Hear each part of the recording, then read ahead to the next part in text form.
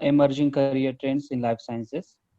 So now in the beginning, we have inaugural speaker with us, Dr. Dhanashri Shinde, and she's going to speak on unblocking the minds about the higher education. And this is the small introduction of Dr. Dhanashri Shinde. She has completed her PhD in agriculture robotics in Ehime University, Japan. And she also done the postdoctoral research fellow at the Industrial Ergonomics IIT Bombay. And now she's assistant professor at University of Dapoli. So without taking so much time, I would like to hand over to Dr. Dhanashri Shinde to say some words.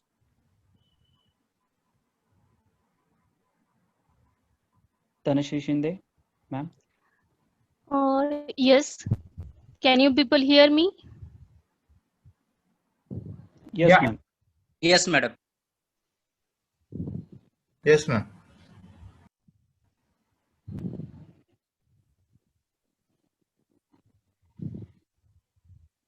Yeah.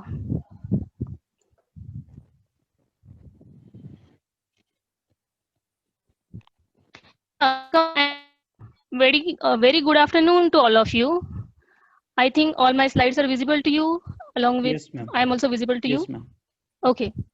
Okay. Very good afternoon to all of you. So I am welcoming all of you to second day of our international webinar on emerging career trends in life sciences. Okay. Thank you, Sofan, for introducing me to this very good platform and allowing me to speak my insights. Okay. I think some of the peoples are new today. So yesterday, actually, there were two eminent speakers, Dr. Ullas Kadam and Dr. Vivek Deshmukh. They have already talked on opportunities of studying abroad and what are the career opportunities in abroad. Okay. In link with that, I would like to proceed further for my talk. Okay. Which is entitled as Unlocking the Mind Blocks about Higher Education. Okay. See, when we are studying at a very remotest places in India, okay, so being as an undergraduate student or as a master's students, we are really confused to what I have to do about our higher education or about our career. Okay, so what are these are the major steps when you are going further for your career. Whenever you have to go for higher education or a career, first thing is to find out your area of interest. Okay, that is nothing but selection of your major. This is a very crucial decision. According to this decision, then you can go for the targeted institute which you have to select.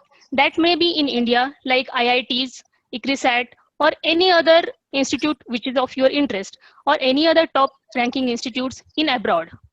For these things, you have to clear the entrance exam or eligibility criteria. I think about this, Dr. Manoj and Dr. Pallavi is going to explain. And then you have to find out the scholarships available. This will also be covered in upcoming session. Okay. So when you are thinking about the higher education in India or abroad, see, as I have explained, you have to choose your area of research. Okay, that may be anything. That may be biotech, microbiology, agriculture, engineering, anything. When you are studying in India, that time you can select the institute depending upon your eligibility criteria. But as such, you don't have that much freedom to select your area of research. Sometimes your guide decide your area of research as per their interest. Okay, here in India, you cannot choose your guide, but irrespective of that, in abroad you have that liberty, because at the initial stages you have to take the acceptance from the professor. That means you are indirectly choosing your guide. Okay, then the next step comes about the research environment. To come up to the very productive output, you should have a very healthy research environment. So whenever you are going to search an institute inside India or abroad, this is a very crucial point to be think about. See, In India, there are certain institutes like Tamil Nadu Agriculture University, IRI, they are doing very good quality of research. So you have to go for such institutes. I think Dr. Eli Balan is going to elaborately talk on that. What are the career opportunities in India? Okay, so I will not go deep into it. So you have to see that whatever lab or whatever institute you are going to enter in, it should have very good lab facilities, very good funding. And the next point I'm coming to, that is your research is nothing but a teamwork. Okay, so whatever lab you are entering, see that your lab members should have versatile exposure. Okay, because after your bachelor's or after your master's, okay, only your guide is not the person who is going to teach you lab techniques or any skill. Okay, you are learning simultaneously from your team members. Okay, and here in this today's session, whatever information about scholarships which is going to be delivered to you people, those scholarships certainly supports your all expenses. Okay, it depends on scholarship actually, but certainly some scholarship supports your all the expenses, your tuition fees, your international travel, everything. Okay, and yesterday actually Dr. Vivek talked about the industrial career. Okay, I'm putting here my insight. Okay, when you are, this is the pathway, this is the best pathway I could say for going to industrial career abroad. Okay, when you are a fresher graduate from the agricultural universities in India, it's very difficult to get an industry job outside. Okay, because we are not equipped with those skill sets which are needed for industrial job outside. So in that case, this will be the easiest pathway. You can go through the scholarship, take the scholarship, go to the abroad. Then after your education, most of the countries like US, UK, Japan, they are offering you work visa from 1 year ranging up to 3 years. Then you can utilize those golden years to do a job in any MNCs over there and get the industrial experience. Or if you are wishing to have a research experience, then you can go for that, and then you can pave your own path. You can decide upon whether you have to be there or you have to come back to India and contribute here. Its whole and soul will be your decision. Okay, so this was a general overview. Now I would like to just brainwash you people. Okay, when I actually started to work upon that I have to go abroad, there were certain buzzing questions were there in my mind.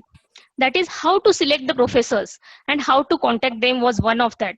Okay, so this will be detail explained by Dr. Pallavi and Dr. Manoj. I am just giving my insights. Okay, once you have decided your area of interest, okay, you have to see what are the recent publications of that professor. This is very important to know whether that professor is active or not, because sometimes what happened, you select the professor, you get the acceptance letter, go over there, but that professor is already on the stage of retirement. Okay, so in that case he is not very keen about your research. Okay, so to avoid that, see the recent publications. And then very most important thing is to have a feedback from the lab members, because sometimes the person who is very good in research may not have good ethical values. Okay, so you may suffer over there. And while doing this, what I have done is I had made a customized email, okay, which will contain your resume, your research proposal, and whatever draft you are going to write. In that, you should mention about that professor's work. That, okay, sir, I am interested in this particular work of yours, so I would like to work under you, or something like that. Okay, so when I started, actually we were working in a team at TNU. There were a number of students who were interested to go abroad. So what we had done is we just sorted out the professors who are working in our interested research area. Then we made the Excel data sheet and we were just ticking who are the professors to whom we have sent the emails. Then similarly, you have to send the reminder mails. Okay, now there is an advanced facility in Gmail for scheduling your emails. It is very important to see you are sending them emails on their working days. Okay, because if you send them mails on their holidays, like Saturday and Sundays, then they are very popular professors, then their emails are just piled up. And there are n number of students who are mailing them. So your mail, which is very important to you, but may not be at the same time important for the faculty, that will be just thrown into the trash. Okay, so these timings are very crucial. Then another very important thing, people think that whether I am from a very small village or I am studying in a very remotest college where I don't have any facilities, I don't have much guidance. So in that case, how I should proceed? See guys, I would like to tell you, I have also studied from very remotest college, that is from CIET Dapoli. I didn't had any facilities as such you people have right now. Okay, so what I will tell you is just dream big. Okay, there is no boundaries to dream, and whatever thing you can dream, that can come into the reality. You might have heard about the law of attraction. Once you start thinking about something, you just keep on getting the ways to explore. Okay, yesterday Mahendra sir has already talked about the network, so I would like to stress upon this point again. You might be sitting in any remotest village, but you have to start developing your own network so you can connect to the world. You have to be the honeybee. Whatever best for your career benefit, that you should extract. Okay, and this relation should be symbiotic. If you are taking something, you should give something for the betterment. And for this thing, you need determination. It's not like that if you will apply to 10 professors and then 10 professors will reply you back positively.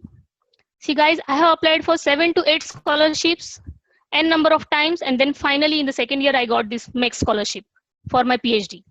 Okay, so daily I used to mail to 50 professors. I think Manoj and Pallavi will also put some light on this in detail. Okay, so next critical question, what was there in my mind? That was, I am from a vernacular medium. See, I studied in Marathi medium. You might have studied in Marathi, Hindi, Urdu, or any other medium of schooling. So I was fearing that whether I can cope up with it. See guys, now I have overcome that fear, and now I can say that why not guys, don't worry about it. Okay, no need to fear about your poor English. See, we being an Indians, we speak very, very, very good quality of English. I studied my PhD in Japan, and I can tell you people there, some people cannot speak in English. I had my professor who could read English, but who could not speak in English. Okay, this is also a very crucial point. So that is another kind of struggle you have to do. But these struggles actually make you stronger and make you very different kind of person. Okay, guys, language is just a medium to convey. What matters is your logical thinking. See, I will give you an example of my senior, Dr. Baburao Kamble. He was from remotest village of Solapur. And I would like to add one more point over here. He had CGPA of 5.5 only in his BTech Agriculture Engineering. But he had very good logical thinking and reasoning. He had done many experiments by himself. He had many good research papers. And then he went for masters directly to AIT, Bangkok, Thailand. Okay, now he is working as a data scientist at Nebraska Lincoln. Okay, so if I can, if co-organizers of this webinar can, then why you can't? Okay, you are also like us, and we were also like you. So don't restrict your dreams. Okay, so next question in my mind was whether it is possible for me to clear GRE and TOEFL or IELTS, and it is whether it is really needed. Okay, yesterday Ullas Kadam sir also talked about this, so I would like to put forward my insights. See guys, there are certain universities which need GRE and TOEFL or IELTS in Europe or across US, or some universities in Japan. Okay, but the scholarship which I availed, that is mixed. It didn't require GRE and TOEFL. And in this pandemic situation, recently the president of US has waived off GRE and TOEFL. Okay, so no need to worry about these exams. And guys, frankly speaking, I have cleared GRE and TOEFL within 15 days. Okay, but I would say that is not the work of 15 days, because I was reading Marathi novels at the speed of 700 pages per day. Okay, so your speed matters. Okay, and that you cannot earn in 1 or 2 days. So you need to understand what you are reading, and you should have a good writing skill. If you are writing essays, then you can go through. Then you need to know the basic maths which is required for GRE TOEFL, which you have covered in your 7th standard scholarship. Then surely you can cover it. Okay, then very crucial question is your poor financial condition. Most of the agricultural students come from very humble background, so they might have this question which I had in my mind. See guys, I am a farmer's daughter, and my financial condition was not that good when I decided to go abroad. See, there is poor financial condition is not at all a constraint for your dreams. There are n number of scholarships available. See, I have listed some of them. Here you can see MHRD government scholarship, which gives you n number of options, and these scholarships covers your expenses for your to and fro journey, even for going interview to the scholarships. Because when you are going for the interview, that time you are a student. For every now and then you cannot ask money to your parents. Some can, but some cannot. Okay, so even you have to go for interview to Delhi, those expenses are also given by your MHRD peoples. Just you need to carry your tickets. And most important thing is certain scholarship like MEXT, which I had, cover your one-way to and fro journey to your destined university. They cover your international conferences, travel. They even provide materials to your lab.